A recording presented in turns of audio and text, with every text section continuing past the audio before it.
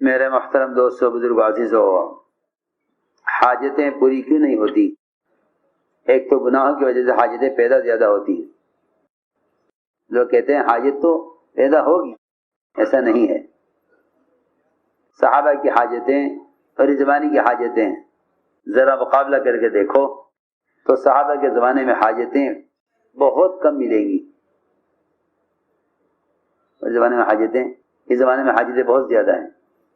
حاجتیں گناہوں سے بڑھتی ہیں، حاجتیں گناہوں سے بڑھتی ہیں، حاجتیں گناہوں سے بڑھتی ہیں، اخراجات گناہوں سے بڑھتے ہیں، مہنگائی گناہوں سے بڑھتی ہے، اور خواہشات سے بھی حاجتیں بڑھ جاتی ہیں، کیونکہ لوگ جس خواہش کے عادی ہو جاتے ہیں وہ خواہش حاجت کا درجہ بن جاتی ہے۔ جس خواہش کا آدمی عادی ہو جاتا ہے وہ خواہش حاجت کا، ضرورت کا درجہ لے لیتی ہے۔ وہ ہر خواہش کو حاجت سمجھ کر پورا کرتے ہیں۔ تو ایک بات میں نے عرض کی ہے کہ گناہوں سے حاجتیں پیدا ہوتی ہیں۔ جب آدمی گناہ کر کے توبہ نہیں کرتا تو جس طرح دل سیاہ ہوتا ہے، اس طرح جتنے انسان کے پاس کمائی کے اسباب اور ذرائع ہیں اور جتنے اعضاء کا استعمال کسب حلال کے لیے کرتا ہے، وہ سارے اعضاء بھی گناہوں سے متاثر ہوتے ہیں۔ عجیب بات ہے کہ گناہوں کی وجہ سے انسانی اعضاء کسب حلال کے قابل بھی نہیں رہتے۔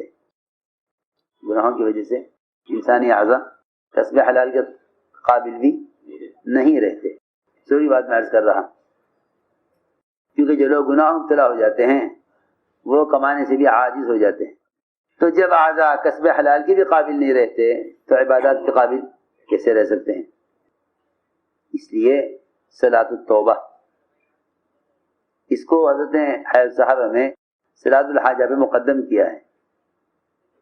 صلاۃ الحاجہ پہلے لاتے، لیکن صلاۃ التوبہ کو حضرت نے حیض صحابہ کی تبویب میں مقدم کیا ہے صلاۃ الحاجہ پر، کیونکہ اگر صلاۃ التوبہ نہیں پڑھے گا تو صلاۃ الحاجہ کی توفیق نہیں ہوگی۔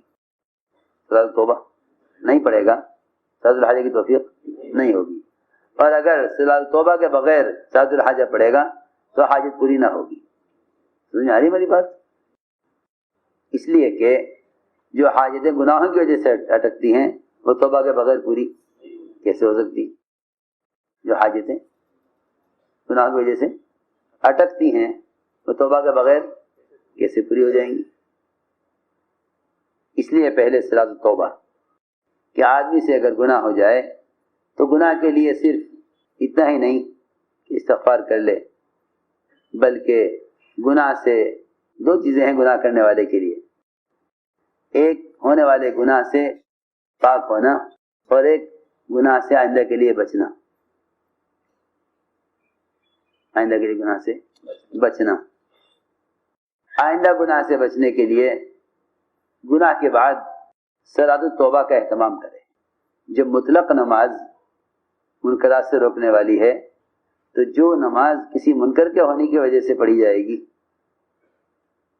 وہ نماز گناہ سے کتنا روکے گی؟ سمجھے بات؟ جب مطلق نماز منکر سے روکنے والی ہے تو جو نماز منکر کے بعد پڑھی جائے گی وہ منکر سے کتنا روکے گی؟ ہماری بات سمجھ میں آئی؟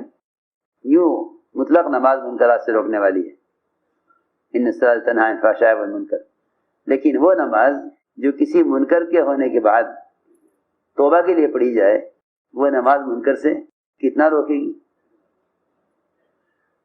اس لیے کوئی بھی گناہ ہو جائے چھوٹا یا بڑا، اس کے بعد 2 رکعت نماز پڑھ لیا کرو، اس کے بعد 2 رکعت نماز پڑھ لیا کرو۔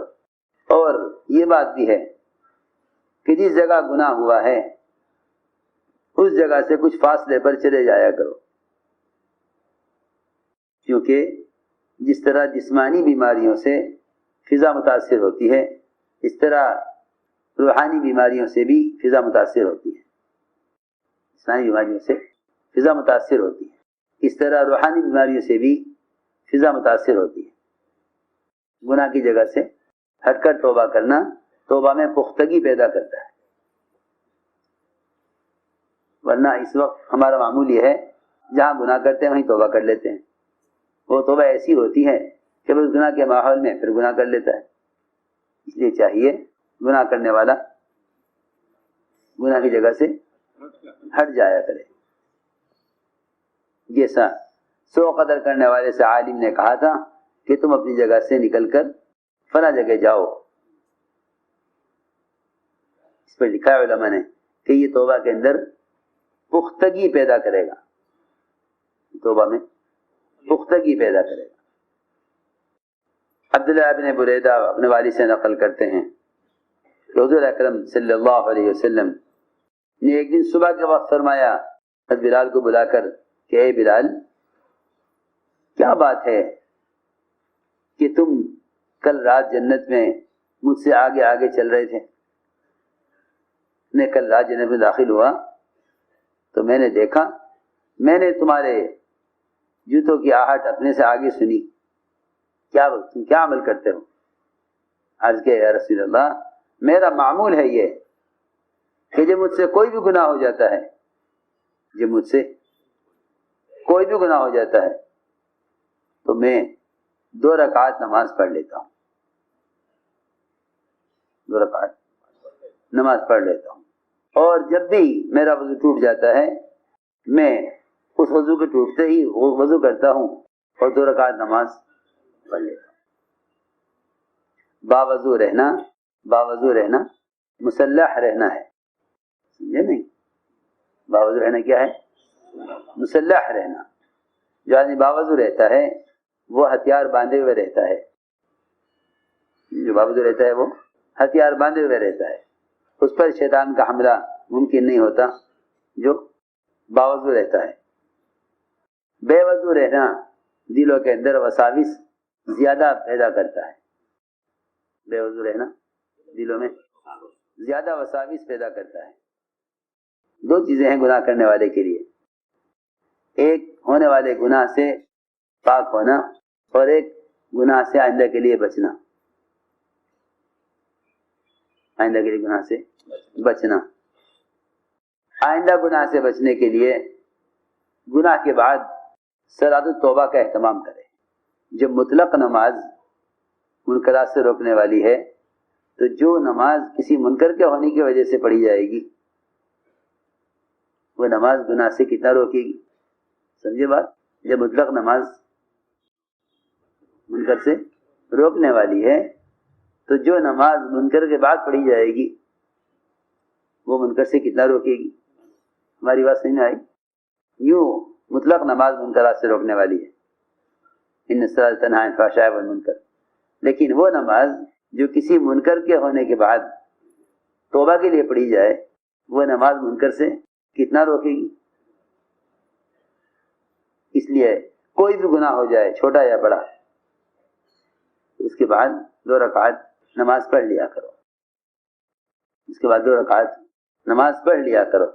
اور یہ بات بھی ہے کہ جس جگہ گناہ ہوا ہے اس جگہ سے کچھ فاصلے پر چلے جایا کرو، کیونکہ جس طرح جسمانی بیماریوں سے فضا متاثر ہوتی ہے اس طرح روحانی بیماریوں سے بھی فضا متاثر ہوتی ہے. جسمانی بیماریوں سے فضا متاثر ہوتی ہے اس طرح روحانی بیماریوں سے بھی فضا متاثر ہوتی ہے. گناہ کی جگہ سے ہٹ کر توبہ کرنا توبہ میں پختگی پیدا کرتا ہے. ورنہ اس وقت ہمارا معمول یہ ہے جہاں گناہ کرتے ہیں وہیں توبہ کر لیتے ہیں. وہ توبہ ایسی ہوتی ہے کہ بس گناہ کے ماحول میں پھر گناہ کر لیتا ہے. اس لیے چاہیے گناہ کرنے والا گناہ کی جگہ سے ہٹ جایا کرے. جیسا سو قدر کرنے والے سے عالم نے کہا تھا کہ تم اپنی جگہ سے نکل کر فلاں جگہ جاؤ. اس پر لکھا ہے علماء نے کہ یہ توبہ کے اندر پختگی پیدا کرے گا. توبہ میں پختگی پیدا کرے گا.